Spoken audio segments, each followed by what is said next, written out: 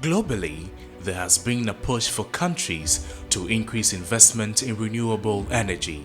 As a result of this growing call, many sub-Saharan countries have heeded to this call and have invested in either solar power projects, wind power, or waste-to-energy projects, and Ghana is no exception. Not only governments or companies are investing in renewable energy, some individuals have also invested in renewable energy. In Ghana, one person who is driving investment in renewable energy from Ghana's Ministry of Energy is Wisdom Ahiataku-Togobo, Director for Renewables and Alternative Energies. Wisdom, as he is affectionately called, has lived his life throughout in the renewables. This documentary is aimed at exploring what Wisdom Ahiataku-Togobo has done in the past and why he has invested in renewable energy to produce his own electricity in his greenhouse. He was the first to design a smokeless wood fuel stove as part of his thesis in partial fulfillment of his BSc degree in Physics and Mathematics from the University of Ghana, Legon in 1988. He was also involved in finalizing the design of the Ahibenso Improved Charcoal Stove project, which was the first improved charcoal stove introduced in Ghana by the National Energy Board in 1989 with financial support from the World Bank. Mr. Togobo in a group picture with some artisans he trained in the fabrication of the Ahibenso Improved Charcoal Stove in 1989.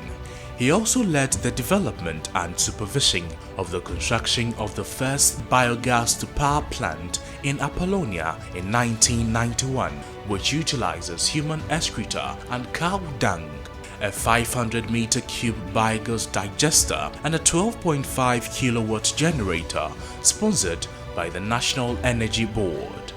He was also involved in the design and supervision of the implementation of the first fee-for-service community-based solar home systems in 20 remote off-grid communities in Ghana in 1998 by the Ministry of Energy with funding support from the government of Spain. And now, EnergyNewsAfrica.com's team, led by the editor Michael Greg Arfold, visited his greenhouse at Agboba in the Ga-East municipality of the Greater Accra region to see for themselves. Mr. Wisdom Ahiataku-Togobo took the team around the facility. In an interview with Michael Greg Arfold, he asked him why he decided to invest in renewable energy, and Mr. Ahiataku-Togobo explained. As a director for renewables, I should be seen to be walking the talk rather than talking the talk. So I took that initiative to also invest in it, to see what actually goes into it. What are the real problems? It is only then that you can advise.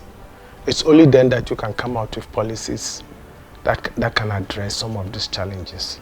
So this is what led me to start investing in solar systems. And I must confess that the first solar system installed was somewhere in 1999, 2000. That was a simple solar home system just to provide lighting. And then from the performance of these lights, I kept on adding on. So I have panels that are 20 years old, I have panels that are 15 years old, and I have panels that are less than 1 year old. He told EnergyNewsAfrica.com that he had been using renewable energy for the past 20 years. So how much does he pay for electricity with the renewable energy system in place as compared to some years ago when he was solely depending on electricity from the national grid? On average, it's about 300 to 400 a month.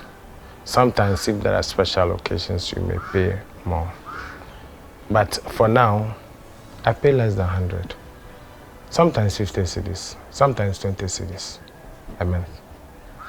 So if you look at the amount of energy that the solar generates, that the wind generates, against what is offset from the grid, it's an investment worth it. He told EnergyNewsAfrica.com there are times he generates 99% of the power he uses, with only the remaining 1% coming from the national grid.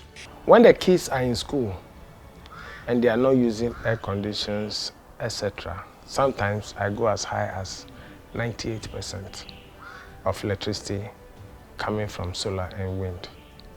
But where they have to use air conditioning here, the children are at home, they are ironing, etc., then the grid comes into support. So my consumption pattern rhymes with school activities. When the kids are in school, I don't consume electricity. He showed the editor how he is able to monitor the system on his mobile phone even when he is away from his house. 0.78 kilowatt. Okay. But the sun, as we talk now, is generating 1.96. So the house takes what the sun is generating, and the remaining 1.19 is stored. Is being stored in the battery. And contribution from the grid is only 0.01. Which of the two is expensive to maintain? Mr. Ahiataku-Togobo said the wind system and explained. Per my experience, if I have the opportunity to invest again, I will not invest in the wind. Even though the wind provided the bulk of electricity I use for lighting at night. The challenge is that for the wind turbine, every 3 months or at most every 6 months, you have to send somebody up to go and service the turbine, to go and grease it because it has moving parts. And anyone who climbs up, you have to pay. And you also have to pay. I've changed my brushes about 3 times. Sometimes the brushes are not available. You have to order it from China, etc. So if you work out the expenditure, the operational expenditure, vis-a-vis the gains, it is not that very much. But investment in the solar, the beauty of it is that solar is a fixed system. There are no moving parts. The only challenge is once in a while you have to clean the panel. But even that, when it is very ready for cleaning, it rains and the rain washes it for you. So over here, I only clean my panels once in a year. That is when the output is very low. And my system to is such that I don't have to use special cranes. I just climb up with a long brush. I can get the panels cleaned. Unlike him, not many people will be able to raise the initial capital to procure solar or wind systems to start. However, Ahiataku-Togobo revealed that some banks now offer loan facilities to people who want to invest in renewable energy and pay over a period of time. It is a challenge though, but the good news is that these days we have some of the banks like EcoBank, Car Bank, etc. are willing to provide loan facilities for interested customers and interested companies to take up loan to invest in renewable energy. I believe that is a very good step in that direction. I know the GIZ, the German GIZ, and the KfW is also coming up with a facility to provide a credit line to customers and to companies that want to invest in renewable energy. For Wisdom Ahiataku-Togobo, investment in renewable energy is a good project and pays off. He advised those who want to invest in it to do so and not to hesitate. I think investment in the solar is worth it. The beauty of it is that today the price of solar is so cheap. It has been coming down, and today you can get solar for less than 60 cents per watt peak. 5-10 years ago, solar was more than $3 per watt peak. So the price of solar has come considerably very low.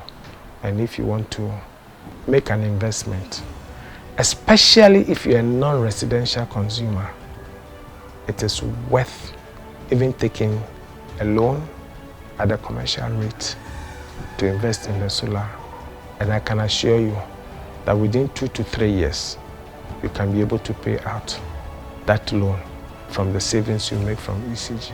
EnergyNewsAfrica.com congratulates Mr. Ahiataku-Togobo for showing leadership by driving investment in the renewable energy.